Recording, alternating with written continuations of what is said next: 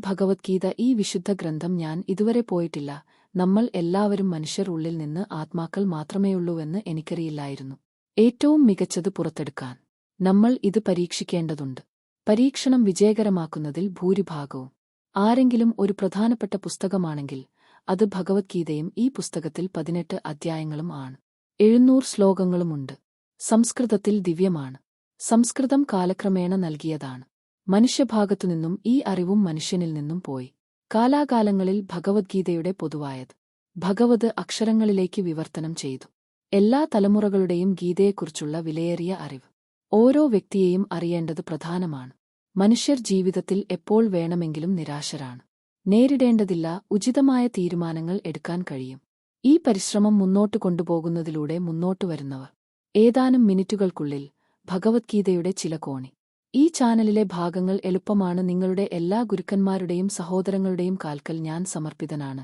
ഇന്നു മുതൽ ഈ അറിവ് 5000 വർഷങ്ങൾക്ക് മുമ്പ് മഹാഭാരതം എഴുതിയ ഏറ്റവും വലിയ മതയുദ്ധം ദൈവം കൃഷ്ണൻ നൽകി. കുരുക്ഷേത്രം യുദ്ധക്കളത്തിൽ അർജുനന് നൽകി. മതത്തിന്റെ കാലം വീണ്ടും വീണ്ടും ലംഘനം നടന്നതും മനുഷ്യനിൽ ദൈവഭയം ഉണ്ടായതുമായ ഒരു കാലമായിരുന്നു അത്. സഹോദരൻ അത്യാഗ്രഹത്തിനായി സഹോദരനെ കൊല്ലുകയും ശ്രമിച്ചു. സ്ത്രീ മാത്രമല്ല, സ്ത്രീയെ നിരയ്ക്കുകയും ചെയ്തു.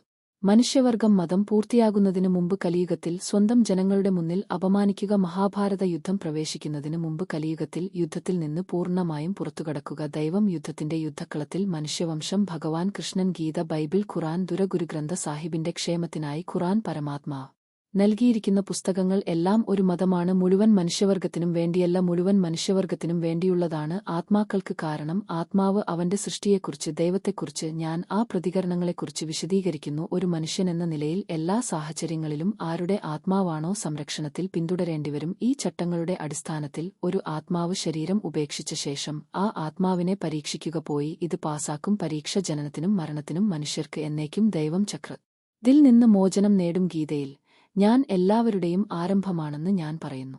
ഞാൻ ആരംഭത്തിനു മുമ്പും ഇതെല്ലാം അവസാനിച്ചതിനു ശേഷവും ഞാൻ എല്ലാം നിലനിൽക്കും. ഞാൻ എന്നിലുണ്ട്, നിങ്ങളുടേതിൽ എല്ലാം ഞാൻ ഉണ്ട്. നിങ്ങൾക്ക് സ്പർശിക്കാൻ കഴിയും, നിങ്ങൾക്ക് കാണാൻ അല്ലെങ്കിൽ കേൾക്കാൻ കഴിയും, നിങ്ങൾക്ക് കഴിയും. ഞാൻ എല്ലാ പർവ്വതങ്ങളിലെയും നദികളാണ്. സൂര്യഗ്രഹണം, ചന്ദ്രനക്ഷത്രങ്ങൾ എല്ലാവർക്കും ഞാൻ എന്നെ ദൈവമാക്കി. സാത്താൻ ഞാൻ എല്ലാ ഭൂതങ്ങളെയും മനുഷ്യരെയും സൃഷ്ടിച്ചു. ഞാൻ സർവ്വവ്യാപിയാണ്. എല്ലാവരും ജീവിക്കുന്നു. ഞാൻ എല്ലാം ബ്രഹ്മവനമാണ്. ഞാൻ എല്ലാം സൃഷ്ടിക്കുകയും നശിപ്പിക്കുകയും ചെയ്യുന്നു. രുദ്രവനം ഞാൻ സൃഷ്ടിക്കുകയും നശിപ്പിക്കുകയും ചെയ്യുന്നു. ഈ സൃഷ്ടി ഞാൻ നൽകട്ടെ. അങ്ങനെ ആത്മാക്കൾക്ക് അവസരം ലഭിക്കാൻ ഞാൻ നിലനിൽക്കും. ജനനത്തിൽ എന്നേക്കുമായി മോക്ഷം നേടാൻ ദൈവത്തോടൊപ്പം ജീവിക്കുന്നത്. ഭഗവദ്ഗീതയെ ഈ ഏറ്റവും വലിയ പരീക്ഷയ്ക്ക് ദൈവം പ്രകൃതി 5 മൂലകങ്ങളാൽ സൃഷ്ടിക്കപ്പെട്ടതാണ്. കാറ്റ്, വെള്ളം, തീ, ഗന്ധം സ്പർശിച്ചുകൊണ്ട് നമുക്ക് കാണാൻ കഴിയും. ഈ 5 ഇന്ദ്രിയങ്ങളുടെ ദൈവം തന്നെ ആത്മാക്കൾ. ഈ ഇന്ദ്രിയങ്ങളെ മനസ്സിലാക്കാൻ കഴിയാത്തവരാണ് ആത്മാക്കൾക്ക്. ഈ 5 ഇന്ദ്രിയങ്ങളിൽ നിന്ന് അറിയാൻ കഴിയില്ല. അത് തന്റെ നിർമ്മാതാവിനെക്കുറിച്ച് ഒരു ധാരണയുമില്ലാത്ത ഒരു വജ്രമാല പോലെയാണ്. അർജുനൻ ശ്രീകൃഷ്ണന്റെ മഹത്തായ രൂപം ലഭിക്കുന്നു. ദൈവം അവളുടെ ദിവ്യനേത്രം കാണാൻ ഭഗവദ്ഗീതയിൽ മാവ് ജനിക്കാത്തതാണെന്ന് പറയുന്നു. ആർക്കും അതിനെ കൊല്ലാൻ കഴിയില്ല, ആർക്കും കടിക്കാൻ കഴിയില്ല, ദഹിപ്പിക്കാൻ കഴിയില്ല. പക്ഷേ ദഹിപ്പിക്കാൻ കഴിയില്ല. എപ്പോഴും ദൈവത്തോടൊപ്പമായിരിക്കാൻ ആത്മാവ് ഉണ്ടായിരിക്കും. ഈ പരീക്ഷയിൽ ഇരിക്കാൻ ദൈവത്തിന്റെ ഭൂമിയിൽ ആരും ദൈവത്തിൽ നിന്ന് വേർപെട്ടിരിക്കില്ല. ഒരാൾ ഏതെങ്കിലും രൂപത്തിൽ ജനിക്കേണ്ടതുണ്ട്. 8 ദശലക്ഷക്കണക്കിന് അലഞ്ഞുതിരിയുന്നവരെ ജീവിച്ച് ആസ്വദിച്ചതിനുശേഷം ആത്മാവിന് മനുഷ്യന്റെ മനസ്സും ശരീരവും ലഭിക്കുന്നു. ഈ പരീക്ഷയിൽ വ്യത്യസ്ത തരം ഉണ്ട്. നല്ലതും ചീത്തയുമായ വികാരങ്ങളുടെ ചക്രത്തിൽ നിങ്ങളുടെ സ്വന്തം സഹോദരങ്ങളുമായോ സുഹൃത്തുക്കളുമായോ പോകുക. ഇതിൽ ഓരോ ആത്മാവിനും ഉള്ളിൽ ഒരു രാജകീയതയുണ്ട്. നിങ്ങൾ ഗുണങ്ങളിൽ നിന്നും സാത്വിക ജീവിതത്തിൽ നിന്നും പുറത്തുവരുന്നത് തമസിക്കാണ്. വരാനുള്ള അവസരങ്ങളുണ്ട്. ഉള്ളിലെ ഗുണം എന്താണ്? താഴ്ന്ന ആത്മാവിനെ സൃഷ്ടിച്ചുകൊണ്ട് നമ്മെ വിഷാദത്തിലാക്കുക, കൊടുക്കുക, ഒടുവിൽ ദോഷം ചെയ്യുക. അവസ്ഥയിൽ നമ്മൾ അസൂയപ്പെടുന്നു.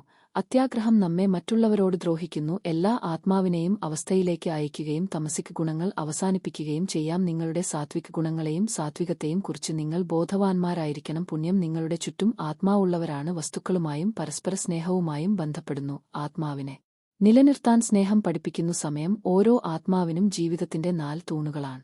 ഭൂമി പ്രവർത്തിക്കുകയും മോക്ഷത്തെക്കുറിച്ചുള്ള അറിവ് അറിയുകയും ചെയ്യുന്നു. ആത്മാവിനെ നമ്മുടെ ദൈവികതയിലേക്ക് മനസ്സിലാക്കുന്നവർക്ക് മോചനം ലഭിക്കും. അതാണ് കോളം. മതത്തിന്റെ ആദ്യ വാതിൽ മനസ്സിലാക്കാൻ കഴിയും. ഇതിന്റെ പ്രതീകം സിംഹമാണ്. മതം ഗീതയ്ക്ക് തുല്യമാണ്. ഇത് വേദങ്ങളിൽ എഴുതിയിരിക്കുന്നു. ഗുരുഗ്രന്ഥ സാഹിബ് പുരാണത്തിലോ ബൈബിളിലോ എഴുതിയിരിക്കുന്നു. മതം ധരിക്കുന്നവനാണ് നിങ്ങളുടെ ഹൃദയം നുണയല്ലെന്ന് കരുതുന്നു. ദൈവത്തെ മോഷ്ടിക്കുന്നില്ല. അവരെല്ലാം മറ്റുള്ളവർക്ക് നാശനഷ്ടം തിരിച്ചറിയുന്ന അവന്റെ ജീവിതകാലത്ത് മതവും ആത്മാവും ഈ മതം പിന്തുടരേണ്ടതുണ്ട്. അതേസമയം അവൻ അതും ചെയ്യും. രണ്ടാമത്തെ വാതിൽ സംരക്ഷിക്കണം എന്നർത്ഥം ഘോരയാണ്. ഇതിന്റെ പ്രതീകം എല്ലാ ജീവിതത്തിലും ആത്മാവ് ഭൂമിയിൽ ജീവിക്കുന്നതിന്റെ അർത്ഥമോ മൂലകാരണമോ മനസ്സിലാക്കുക. അത്തരമൊരു ജീവിതത്തിൽ കഷ്ടപ്പെടുന്ന കാര്യം നല്ല സഹോദരനോ നല്ലവനോ ബന്ധങ്ങൾ ആസ്വദിക്കും. സഹോദരി നല്ല മകനോ നല്ല മകളോ നല്ല ഭർത്താവോ നല്ല ഭാര്യയാകുന്നതിലൂടെ എല്ലാ അടിസ്ഥാന ബന്ധങ്ങളും നിലനിൽക്കും. ഒടുവിൽ ഈ പരീക്ഷയിൽ മൂന്നാം വാതിൽ ഭഗവത് വിജയിക്കും. ഗീത ഓരോ മനുഷ്യനും കോപത്തിനുള്ളിൽ പ്രവർത്തിക്കുക അത്യാഗ്രഹം, അഹംഭാവം, ആകർഷണീയതയും അസൂയയും. നമ്മളെയും മറ്റുള്ളവരെയും പോലെ 6 വികാരങ്ങൾ ഓരോന്നിനും നാശനഷ്ടങ്ങൾ വരുത്താം. മനുഷ്യൻ ഈ വികാരങ്ങളെ നിയന്ത്രിക്കുന്നു. നമ്മുടെ ജീവിതകാലം മുഴുവൻ ചെയ്ത ഏതൊരു പ്രവൃത്തിയും ഒരു ആത്മസംതൃപ്തിയും ഉണ്ടാക്കാം, എപ്പോഴും ഈ വികാരങ്ങളിൽ ലാളിത്യത്തോടെ. നാലാമത്തെ സ്തംഭം രക്ഷയ്ക്ക് വിജയം നേടാൻ കഴിയും. അത് ആരുടെ ആനയാണ്? ഈ പരീക്ഷയുടെ പ്രതീകം ഓരോ മനുഷ്യനും ജീവിതത്തിൽ ചില ആഗ്രഹങ്ങളുണ്ട്. ചില ആഗ്രഹങ്ങൾ ഒരു ജന്മത്തിൽ പൂർത്തീകരിക്കപ്പെടും. ചില ആഗ്രഹങ്ങൾ അപൂർണമായി തുടരുകയും ആത്മാവ് അവ പൂർത്തീകരിക്കാൻ തിരിച്ചെത്തുകയും ചെയ്താൽ ഭഗവത് ഭൂമിയിൽ വീഴുന്നില്ല. അതാണ് നമ്മുടെ ഭൂമിയിലേക്കുള്ള നമ്മുടെ തിരിച്ചുവരവ്. ആഗ്രഹങ്ങളാണ് മൂലകാരണം. നമ്മൾ ആഗ്രഹിക്കുന്നില്ലെങ്കിൽ നമ്മൾ ഇതിൽ നിന്ന് ജീവിതവും മരണവും. ഈ വാതിൽ സ്വതന്ത്രമാകാം. നിങ്ങളോട് തിന്മ ചെയ്തവരോട് ക്ഷമിക്കുക. നിങ്ങൾ തിന്മ ചെയ്തവരോടും അവരോടും ക്ഷമ ചോദിക്കാൻ അവസരം ലഭിക്കുന്നതുവരെ ആത്മാവ്. ഈ 4 വാതിലുകൾ. ആത്മാവിന് രക്ഷ മനസ്സിലാകുന്നില്ല. പരിശോധന മനുഷ്യരൂപത്തിൽ വരേണ്ടിവരും. സമയം കഴിഞ്ഞാലുടൻ ആത്മാവ് ശരീരവും മറ്റുള്ളവരും പുനരുജ്ജീവിപ്പിക്കുന്നു. വസ്തുക്കളും എന്തും ഭൂമിയിൽ ജീവിക്കുന്നതിലൂടെ അവൻ ലോകത്തെ ഇപ്പോൾ സൃഷ്ടിച്ചു. അതിന്റെ പ്രവൃത്തികളുടെ ആത്മാവും ആയിരിക്കും. ആത്മാവ് തീരുമാനത്തിന് നന്നായി പോകുന്നു. ദുഷ്പ്രവൃത്തികൾ കണക്കാക്കുന്നു. സ്വർഗവും തിന്മയും സൽപ്രവൃത്തികൾക്ക് നരകത്തിലേക്ക് പോകുന്നു. നരകത്തിൽ നിങ്ങളുടെ പാപങ്ങൾക്കനുസരിച്ച് അലങ്കരിക്കുക. ആത്മാവ് നേടുക. വാക്യം അവസാനിച്ചതിനുശേഷം ഒരു പുതിയ ശരീരം, പുതിയ തലച്ചോറ്. വീണ്ടും മതം ജീവിതാഭിലാഷത്തിൽ കാണപ്പെടുന്നു. അർത്ഥവും രക്ഷയും മനസ്സിലാക്കാനുള്ള കർമ്മം. ജനനത്തിലെ നിരവധി ജന്മങ്ങളിലെ പ്രവൃത്തികളിൽ ഓരോ ആത്മാവും അനുസരിച്ച് ചിലപ്പോൾ നല്ലത്, ചിലപ്പോൾ ഒരാൾക്ക് മോശം അവസ്ഥകളിലൂടെ കടന്നുപോകേണ്ടിവരും. പക്ഷേ ആത്മാവ് ദൈവത്തോടൊപ്പമുള്ള യോഗ മനസ്സിലാക്കാത്തപ്പോൾ അവൾക്ക് മോചനം ലഭിക്കില്ല. ഗീത ഈ മനുഷ്യശരീരത്തോട് പറയുന്നു. അല്ലെങ്കിൽ ഹൃദയത്തിലൂടെ ദൈവത്തെ കണ്ടെത്താൻ കഴിയും. ശരീരം ചെയ്യുന്ന പ്രവൃത്തികൾ, കഴുത്തിലൂടെ കർമ്മം. ദൈവത്തെ നേടാൻ യോഗയെ വിളിക്കുന്നു. ഇവയാണ് ദൈവം ചെയ്യുന്ന പ്രവൃത്തികൾ. അവ ആഗ്രഹപ്രകാരമാണ്. മറ്റുള്ള വാൽമീകി ജിക്ഷേമത്തിനു വേണ്ടിയാണ്. ശ്രാവണൻ അവിടെ രാമായണം എഴുതി. മാതാപിതാക്കളെയും 4 ധാമങ്ങളെയും സേവിക്കുന്നു. യാത്ര ഭഗവദ്ഗീത വിശദീകരിക്കുന്നു. ആത്മാവുള്ള മനസ്സോടെ ദൈവവുമായുള്ള യോഗ നട്ടുപിടിപ്പിക്കാം. അതിനെ രാജാവ് യോഗ എന്ന് വിളിക്കുന്നു. കാരണം ഈ രീതിയിൽ തലച്ചോറും ലാം ഒരു മനുഷ്യൻ ഇന്ദ്രിയങ്ങളുടെ രാജാവാകുന്നു. സ്വന്തം വിശ്വാസം, ശ്വസനവ്യവസ്ഥ പരിശീലിക്കുക. ആസനം, തപസ്സിലൂടെയും പരിശീലനത്തിലൂടെയും നിങ്ങളുടെ യോഗയുടെ വഴി ദൈവത്തെ. ഈ യോഗ മനസ്സിലാക്കാൻ സഹായിക്കുക നമുക്കായി. നമ്മുടെ ഊർജ്ജം, അതായത് ജാതകം ചക്രം, തലച്ചോറിൽ നിന്ന് ആത്മാവിനെ മനസ്സിലാക്കണം. ധ്യാനിക്കുക. സ്വാമിക്ക് ദൈവവുമായി യോഗ പ്രയോഗിക്കാൻ കഴിയും. പരമഹംസ് വിവേകാനന്ദനും ശങ്കരാചാര്യരും അദ്ദേഹത്തെപ്പോലെ ഈ യോഗയിലൂടെ ദൈവവുമായുള്ള നിരവധി യോഗികൾക്ക് ഭഗവദ്ഗീതയിലെ ഉടമ്പടി പ്രയോഗിക്കാൻ കഴിയും. ഭഗവദ്ഗീത മനസ്സിലാക്കുന്നില്ലെങ്കിൽ നിങ്ങൾക്ക് യോഗ മനസ്സിലാകുന്നില്ല. പക്ഷേ അവൻ എന്റെ അഭയകേന്ദ്രത്തിൽ വന്നാൽ ഞാൻ അവന്റെ എല്ലാ പാപങ്ങളുമാണ്. ദൈവത്തെ ഈ രീതിയിൽ ക്ഷമിക്കൂ. ഹൃദയത്തിന്റെ ആഴങ്ങളിൽ നിന്ന് വിളി ലഭിക്കാൻ മാത്രം ഭക്തി. യോഗ പറയുന്നു. മീരാബായി, ചൈതന്യ മഹാപ്രഭുവും ഹനുമാനും ഈ യോഗയുടെ ഭൂരിഭാഗവും. ഇത് ഒരു വലിയ ഉദാഹരണമാണ്. പക്ഷേ ആത്മാവ് സ്വന്തം നിയമങ്ങൾ ലംഘിക്കുന്നു.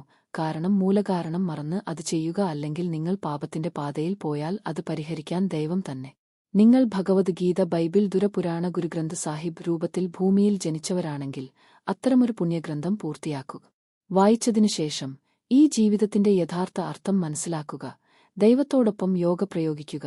നിങ്ങൾക്ക് ചാനൽ ഇഷ്ടപ്പെടുകയും മനസ്സിലാക്കുകയും ചെയ്താൽ സബ്സ്ക്രൈബ് ചെയ്ത് മറ്റുള്ളവരുമായി പങ്കിടുക. സുഹൃത്തുക്കളെ, നിങ്ങൾക്ക് ഈ ഗീതാ പരിജ്ഞാനം എങ്ങനെ ഇഷ്ടപ്പെട്ടു എന്ന് തീർച്ചയായും അഭിപ്രായത്തിൽ വീഡിയോ പറയണം.